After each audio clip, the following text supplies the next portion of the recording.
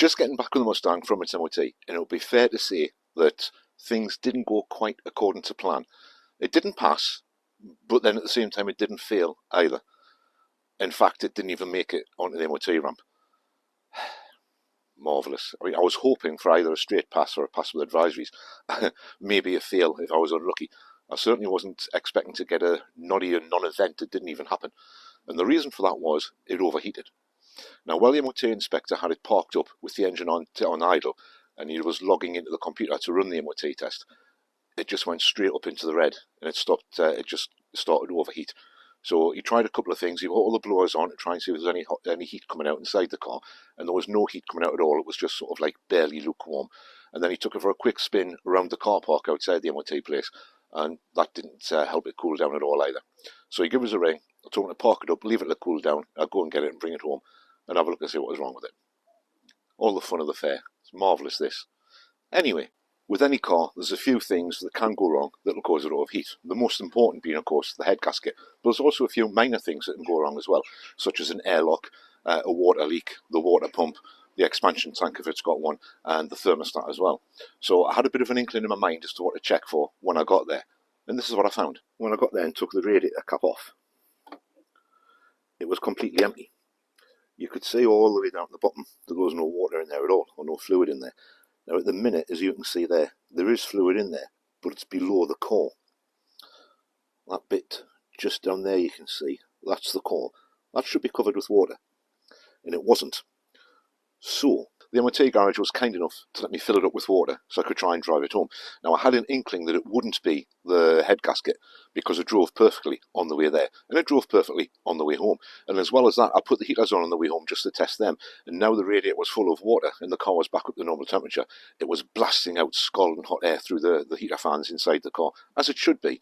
So it looks as though everything was working perfectly well. And when you're driving your car, if it does start to get hot and it starts to heat up, what should happen is, on modern cars, as it gets to a certain temperature in the engine, the electric fan should kick on, and that should help cool the radiator down and cool the water down inside the engine, so it keeps it running and doesn't cause any problems. Now, there is an electric fan on this car, but apparently that didn't kick in. Now, I know sometimes, depending on where the temperature thermostat is, if the thermostat's in the radiator and there's no water in the radiator, then the thermostat can't pick up the signal to turn the fan on. However, it is still possible there might be a problem with the fan. Now, on this Mustang, checking the fan works is a very easy thing to do. And it's easy to get to the control module if it's not, because on this year of Mustang, it's actually built into the side of the connection where the wiring is for the electric fan. But there are a few other things you can check as well. The thermostat could be stuck closed, not allowing the water to flow from the engine into the radiator as the engine starts to heat up. And that can get really hot really quickly, and the fan won't kick in because the radiator will still be showing that it's got the right level, the right temperature of water in there. And on this engine, the thermostat is back here, behind this metal plate. And this water pipe leads down into the top of the radiator. And the easiest way to check to see if your thermostat's working is to get the engine running, let it warm up, and then, as it's after it's been running for a few minutes, if you feel the top radiator hose, it should be warm when the radiator's opened up. Now this one's cold at the minute because the car's been sitting overnight, but this should heat up once the thermostat opens, allowing all the coolant to flow around the system correctly. Then we're back to this expansion tank. Now this expansion tank is connected to the radiator cap. Now underneath the radiator cap, that hose there comes straight along under this bit of black trim into the expansion tank. When the engine gets hot and the coolant gets hot, the radiator cap has a spring underneath it, which you can see in there. Now that will compress. So as the water heats up and starts to pressurise inside the system, if it gets too hot, the water will rise, but instead of coming out this and running down onto the ground underneath, the way it does on a lot of the older vehicles, it comes out of there and it's brought along here in the expansion tank. Now in the expansion tank, which admittedly does need cleaning or replacing, I don't know if you can see, but faintly down at the bottom, there is just a faint hint of pink liquid in there. And if you can see down there, the expansion tank has levels marked on it. Now this is the level when the engine's cold, and just up into there, where you can just start to see a couple of letters embossed on there, that says hot. That's the level when it's hot. You're allowed to have up to there when it's hot. Now looking at this one at the minute, I think you can just see that the level at the moment is about there. So that could have something to do with the fact that there's not an awful lot of coolant in there. There's also the possibility that there may be a problem with the water pump. Now, on most vehicles, if there's a problem with the water pump, there's a little pinhole underneath here somewhere. And when the water pump stops working altogether, it will allow water to dribble out of the pinhole underneath there. However, putting your hand under there, it's actually dry. So there's nothing coming out of that at the moment. Having said that, obviously, the engine hasn't been running this morning yet. There's also the possibility of an airlock. Now, if somebody's drained the coolant out and put fresh coolant in there, normally the way you're supposed to do it is to turn the heaters on hot, put the fan on so it's blowing up, trying to blow hot air through into the car, and then fill the radiator whilst the engine's running. So it's already circulating around the engine and it prevents any kind of airlock. Not everybody does that, and even if somebody does do that, it doesn't always get rid of the airlock. So there is a small list there of things to check as to what could have caused it to overheat. It could obviously be a leak, which is fairly easy to find. You just look for the wet patches or where the water is dripping out of or leaking out of. There's the possibility of an airlock in the system, which again would be fairly straightforward to eradicate if that was the case. There's the possibility of a blown head gasket. Now, I'm fairly certain that it's definitely not a blown head gasket on this one, purely down to the fact that it drove perfectly on the way there and it drove perfectly on the way home as well. It could be a seized water pump. That's something that's going to be worth investigating. It could also be a problem with the electric fan if the electric fan hasn't kicked in.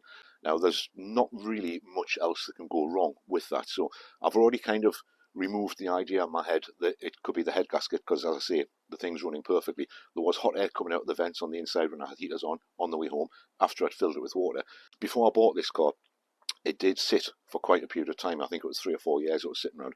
Some of the coolant may have evaporated, it may have leaked out, or it may have just needed topping up the last time the previous owner parked it up.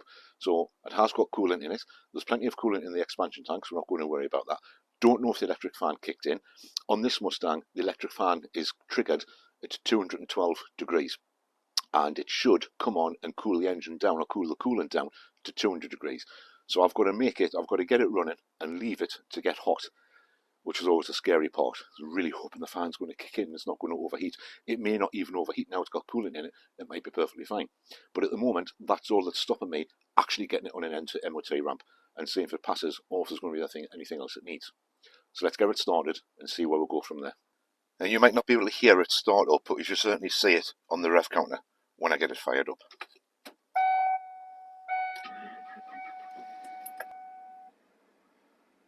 Alright, so that's running.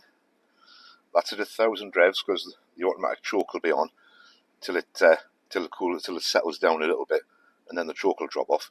If we look over in that corner, oh, there's the choke dropping off now.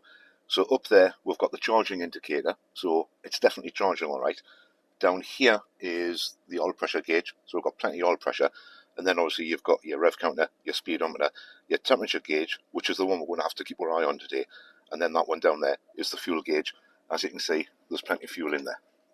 So now it's just a case of waiting for that to heat up, see how hot it gets, see if the fan kicks in, and see if it causes any problems. Fingers crossed it's okay. And hopefully you can hear me over the top of the engine running, but at the minute that's still cold, so there's no hot water running through there yet. I've only just started the car, so I wouldn't expect there to be hot water running through there because the thermostat won't have opened yet. But we'll keep an eye on that, see where that goes, and I'll keep an eye on the temperature gauge and see how warm it gets, and then see if that fan does actually kick in when it should. Now while I'm waiting for that to warm up to temperature, can you hear that beeping?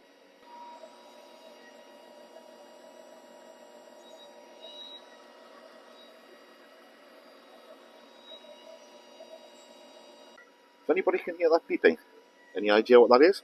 Is it the fuel pump? Strange, I've never heard that before. Anybody knows what that is, let me know in the comments. Now as you can see, the ground's perfectly dry under the water pump. I'm not putting my hand in because my hand would have to go in there and that would be a really stupid thing to do, so I'm not doing that. But it looks dry. That wet patch on that hose, ignore that, that was me. I took the radiator cap off to see if the water was flowing, and it was. So you can see it's a little bit wet around there where some of the water spit out. Oh, now that's really hot now. That's really hot to the touch. Which is good news because that means the thermostat's open, so the thermostat's not stuck. So it's running like a dream there at the moment. It's purring lovely. So we know it's not the head gasket, definitely. We know it's not the thermostat because that top pipe now is lovely and hot as it should be. Once the thermostat opens and allows all the air to run, all the water to run through and get cooled down by the air moving around outside the car and the radiator, going through the radiator when you're driving it. Don't think we're quite up to temperature yet for the fan to kick in, but we'll jump in, we'll have a look at that next. Right, now as you can see on the temperature gauge there, it's literally just in the normal area. So that's going to be absolutely fine to run by. It can go all the way up to that white line that's just next to where the red marker is. Once it goes over that white line and gets into the red marker, that's when it becomes risky to leave the engine running after that length of time.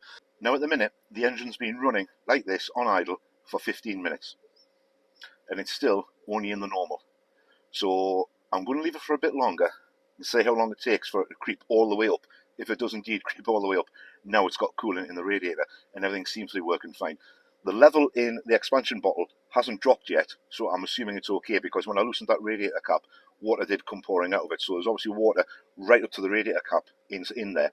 So I'm assuming that's all working perfectly. What will happen with that, if it does get excessively hot and it pressurizes, the water will go from the radiator in the expansion tank, and then as the engine cools down, the vacuum that it causes will suck the water, the excessive water from the expansion bottle, back into the radiator and the cooling system where it needs to be.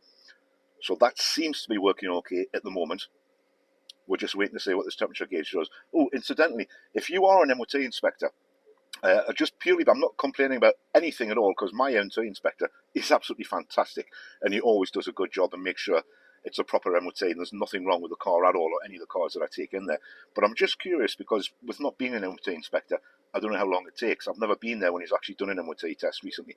So if he's fired the car up and the car's sitting outside, off just at the side of the ramp, ready to go on, and he leaves it running to warm it up properly, and then goes in to log it into the computer that he's going to do an MOT test on it, how long does it take to log it into the computer? I'm thinking, well, 5 minutes, 5 minutes maximum, something like that. As far as I'm aware of, in my mind, it would just be a case of opening the MOT session, putting the registration in, confirming a few details, and that you're going to do a logged MOT test, and then go from there and go out and carry on with the MOT. I'm just curious and interested as to how long it takes to actually log a car into a computer in order to start the MOT. Not for any nefarious reasons, purely just curious. And we've now had the engine running for exactly 20 minutes, and it's still sitting in the normal position. I would say that's somewhere between the 11 o'clock and 12 o'clock mark, maybe heading close at the 12 o'clock mark, but it's definitely still well within the normal level for the temperature of the engine. Just keeping my eye on that temperature gauge, because obviously if it does go flying over towards the red all of a sudden and the fan doesn't kick in, I'm going to have to shut the engine down or put the heaters on. Oh, incidentally, let's test the heaters and see if we're getting any heat out of them now it's fully up to temperature.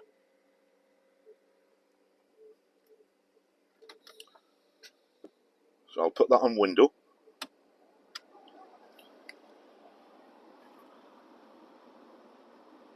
Oh yes, absolutely burning hot. It's a shame you can't feel that while you're watching, but that is absolutely burning hot. So with that being burning hot, the air coming out out the vents there on the dashboard with the heaters on full, that would seem to indicate that everything's as it should be. So it's all looking good so far. Let's go see how much longer it lasts. We're sitting at about 23 minutes that the engine's been running for on idle. The reason I'm not driving around in it, well, there's two reasons I'm not driving around in it. One of them being it's not MOT'd. Because it's not MOT'd, I can't tax it. It is insured, so I'm absolutely fine for driving it from here to the MOT station, and then from the MOT station straight back home, so I can tax it. So I'm covered for that legally, but obviously I'm not legally covered to drive it over here in the UK if it hasn't got an MOT or it hasn't got road tax. And as this car is taxable and does need to have road tax paid for it to use it on the road, I can't actually tax it until it has a valid MOT, which at the moment it hasn't got. So that's a bit of an issue. Now I've just noticed that temperature gauge has dropped. So I wonder if the fan kicked in there. I may have missed that. As you can see in that corner, it's no longer sitting at roughly the 12 o'clock position. It's actually dropped down slightly. That's a good thing, because although I may have missed the fan kicking in, it means it did come in and it has cooled it down a little bit. We'll keep an eye on that. I'll jump out in a minute and let it get a bit hotter and see if the fan kicks in again, which obviously it should. As I was saying though, the main reason I'm not driving around, apart from the fact that it's not 100% road legal to drive around at the minute, is that when the incident happened, it was parked up at the garage, just waiting to be booked in, and it was going to go on the ramp. So I'm trying to replicate that scenario by leaving it parked here on my drive and just letting it idle and see how hot it gets. It's going really well at the moment though. I think, if I'm lucky, and fingers crossed it'll work, it may have just been it was empty of coolant in the radiator. Yes, I know everybody's now sitting there thinking or screaming at the screen going, yeah, but why was there no water in it? That's something that'll just show its face through time. It is possible that due to the length of time it stood and the excessive heat we've had, that the water may have just, or the coolant may have just evaporated, or the owner may have done some work on it and then just omitted to top it up if he's forgotten to top it up afterwards. However, it all looks okay at the minute. It's now been running on idle for a full 25 minutes. It's looking good. I'm going to jump out and see if the fan kicks in, if it gets any hotter. Obviously, I'll keep an eye on the temperature gauge in here. Oh, it also means as well that the good news is that the temperature sender unit under the bonnet is actually working. We might be alright here. Oh, I've literally just caught that. So that's the fan kicking in. So the fan works.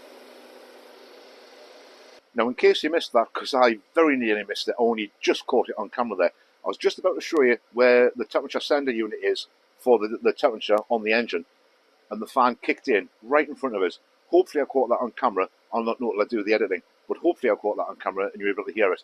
It's literally just clicked off behind us there. So it looks as though everything's working okay. And that there is the temperature sender unit. Now it's a little bit corroded at the minute, but that's nothing really to worry about. It's dry all the way around it. It's bloody hot, but it's dry. So that's the temperature sending unit, which has that cable there attached to it, which leads through into the temperature gauge in the car. Just checked under the car again. It's still dry on the ground. There's no leaks, there's no dribbles, nothing seems to be leaking anywhere.